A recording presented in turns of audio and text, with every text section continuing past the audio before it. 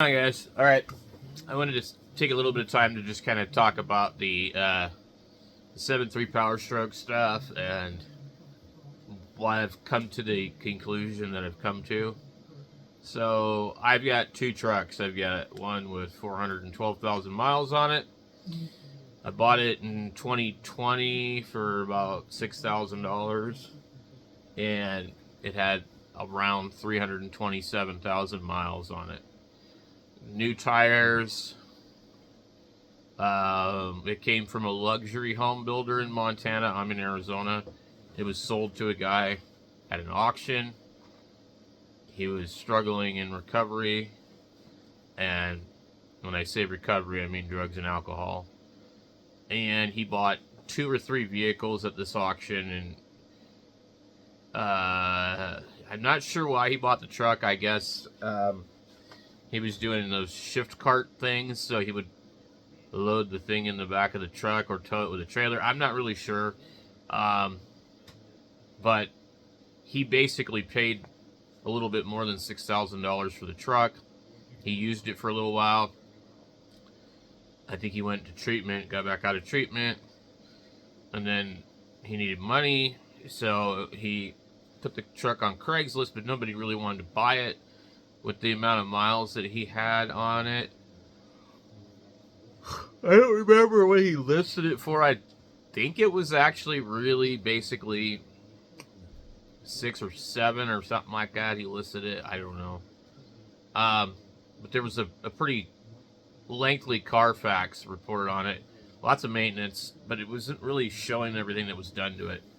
And so then I also had a few years earlier bought a 97 HD with a bad transmission and spent about $2,000 getting it rebuilt. Then it didn't work, and I told the guy originally I don't want it rebuilt, I want a remanufactured unit. Just means somebody else rebuilt it, but anyway. And that's what ended up ultimately happening, is he got another unit from somebody else. And I drove it around for a while. Sorry, really tired. But it had like a 4-inch lift and 35s, and just like, wasn't great. And I think the turbo was like blowing oil once it was warming up. So when I got that other truck, I really liked it. I drove the hell out of it, but it had like injector cups go on it. Like all of those trucks and vehicles from that time period, they remanufactured lifetime warranty O'Reilly's and AutoZone alternators. They don't seem to last very long, and so about every year and a half I was putting another alternator in it, an overflow tank, little shit, tires blew out, flat tires, holes in the tires from going to the junkyard. And then after like 2 years, the 2002 started to leak, and it was probably the turbo pedestal. But that's such a daunting job if you've never done one before that I didn't want to do it, and I waited probably another 2 or 3 years before I just did it. But the truck has been smelling like dirty, nasty oil. If you've ever worked in automotive, you know exactly what I'm talking about when you go to empty the oil bucket. That's the smell. That smell of used, nasty, dirty oil. So it smells like that all the time. My other one I don't think does that. I don't know. I think it's coming back up through the breather or something. Anyway. So with this truck, I like it because it's a 4-door. It's a long bed. I don't really like short beds. I like to be able to put a full-size 2x4. I'm kind of a jack of all trades. So, like, I like to have a truck, where I can do that. But I've been chasing a few things on this thing. I did the turbo pedestal. I did that. I've done injector cups and stuff like that. A lot of work on these trucks isn't really too bad. But what really does it for me is An $850 injection pump that's 3-star rated on O'Reilly's. And the people say they put it in and it doesn't even work right away. And then you get the same thing from all these places because they're getting it all from the same place. Or you can spend $1,200 on a different one. And I'm sorry, but man, this truck is from 2002. There's no way I should be spending $1,000 for any part that goes on a motor or transmission. That's fucking ridiculous. And then another thing, like I looked up the ICP sensor, which has failed again. They're $20 on Amazon, all over the fucking place. For like $30, you can get an IHOP sensor. Not IHOP. What do you call it?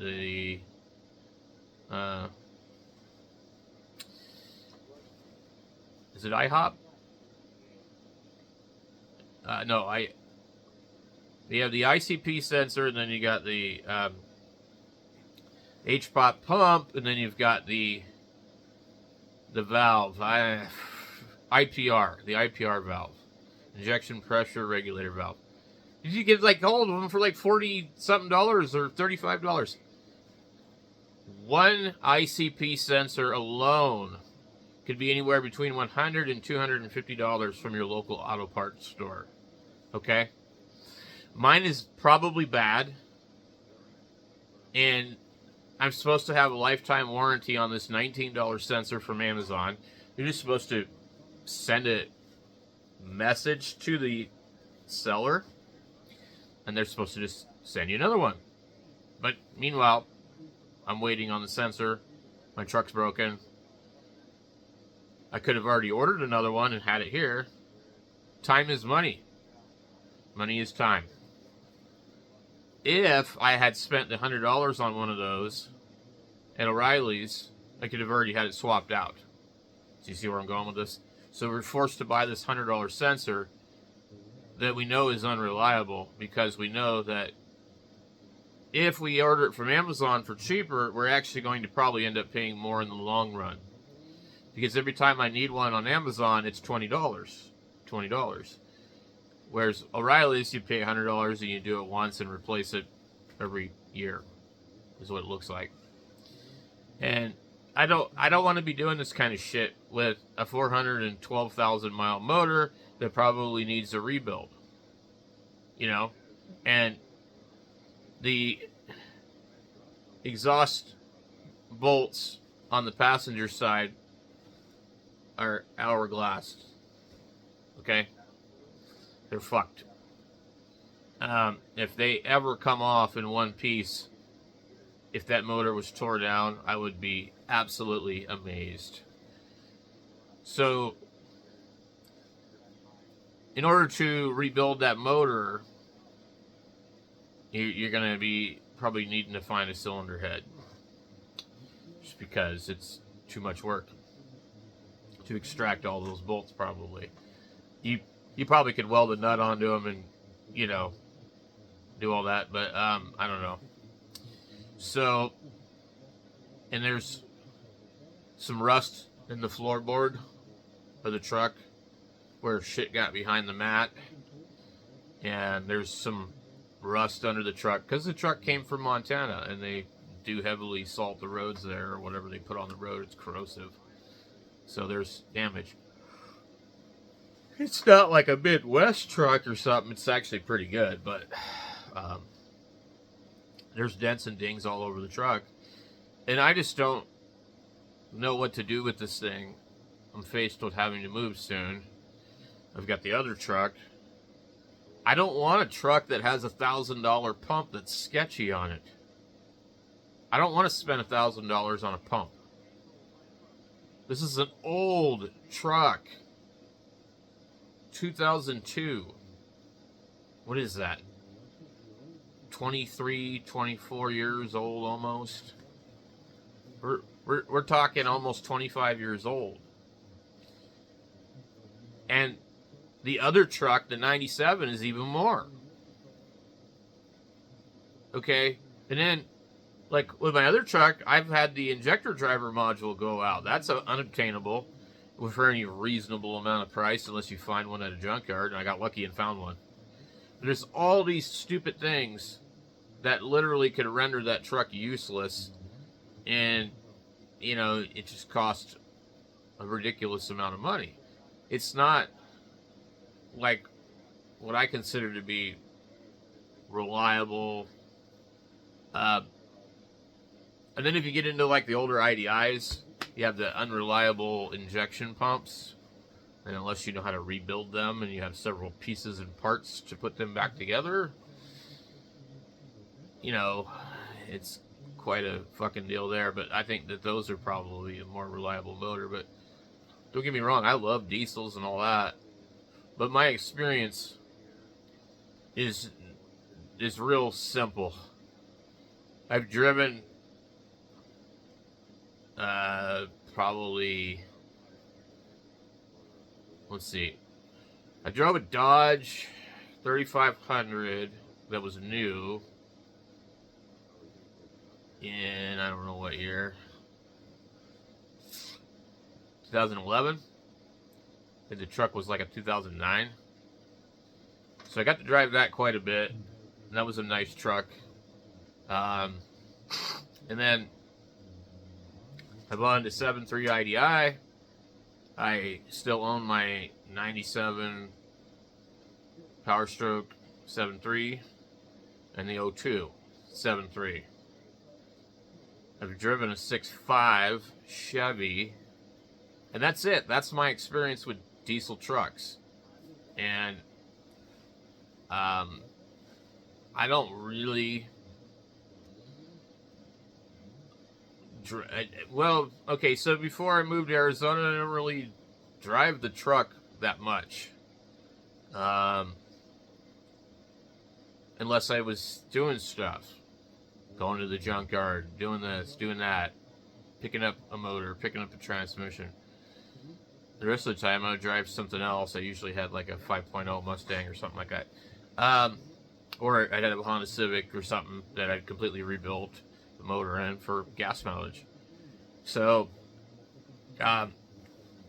basically Arizona is so bad with drivers and the road, and I don't know what they do with the tax money here, but they sure don't put it into the road. So forget about driving a little car around here, because the potholes are they're pretty bad, and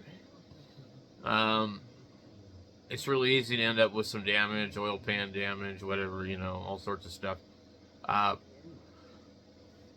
It's just not good here. So your best bet really is to just find, a truck that you can drive all the time, and, So for me, I can't afford a newer truck. But the prices are really wacky on stuff. But I'm just I pretty much come to a conclusion. I'm going to finish up a little bit of stuff that I'm doing on this truck, and I want to sell it or trade it for a gas truck, 4x4. I don't do two-wheel drive trucks. Because that's a lot of miles. I know these guys, they love these motors. They're great. I'm just saying, might not even be the original motor. I mean, it's not the original transmission. I looked down at the H-pop pump, and it says remanufactured on it also. So it's really hard to say what we're dealing with here, but there's definitely some blow-by. There's definitely, issues.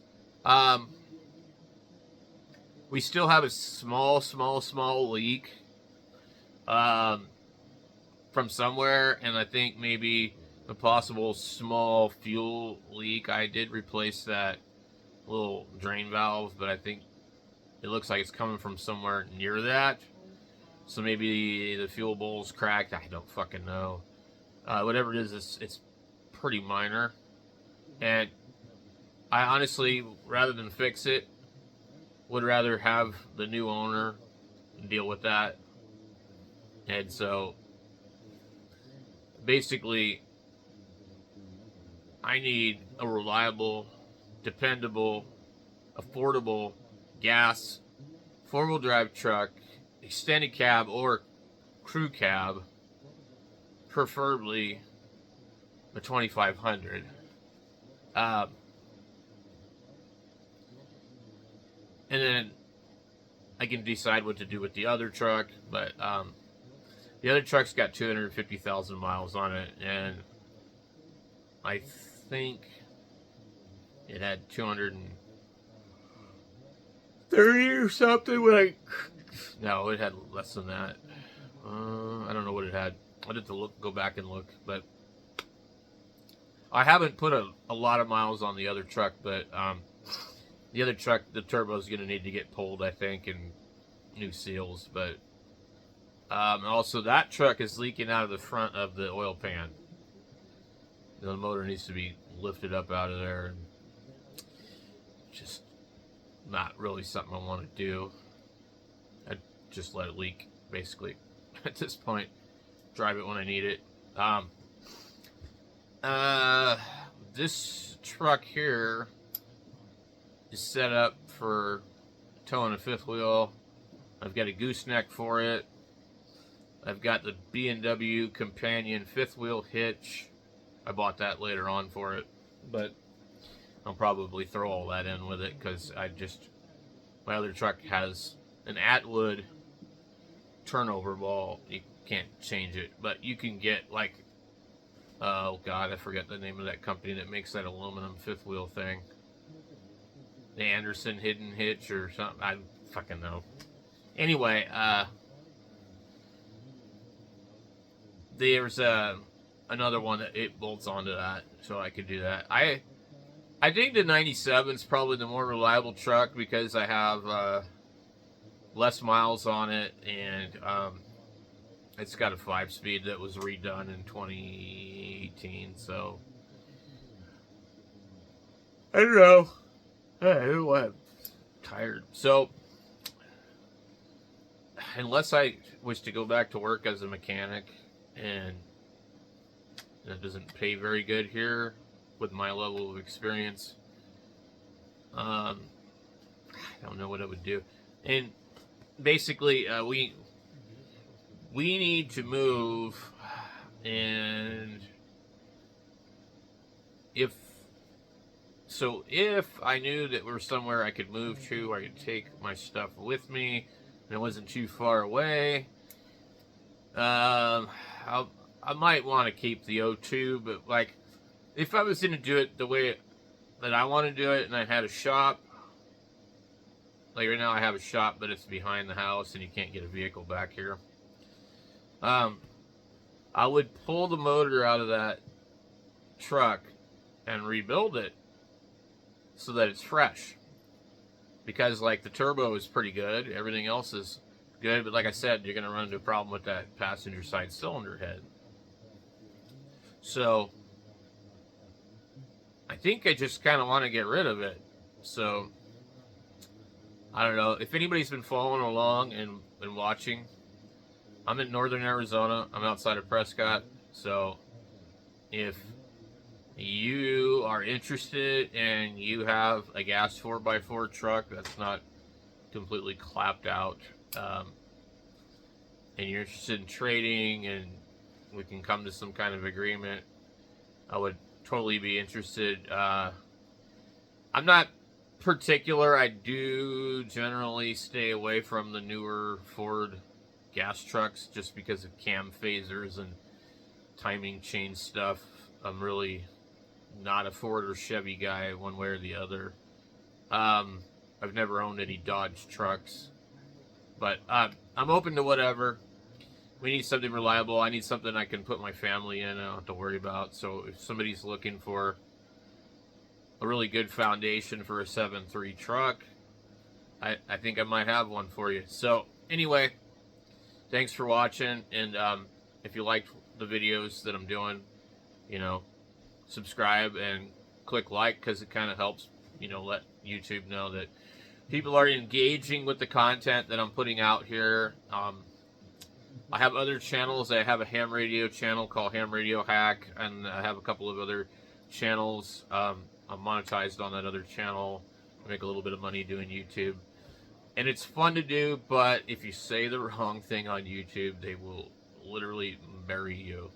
And that's been my experience. So, what I do is whatever I'm doing, whether it's radio repair, TV repair, well, I haven't done TV repair in years, but truck repair, automotive repair, I just kind of film it and document it and try and see if I can help other people with it.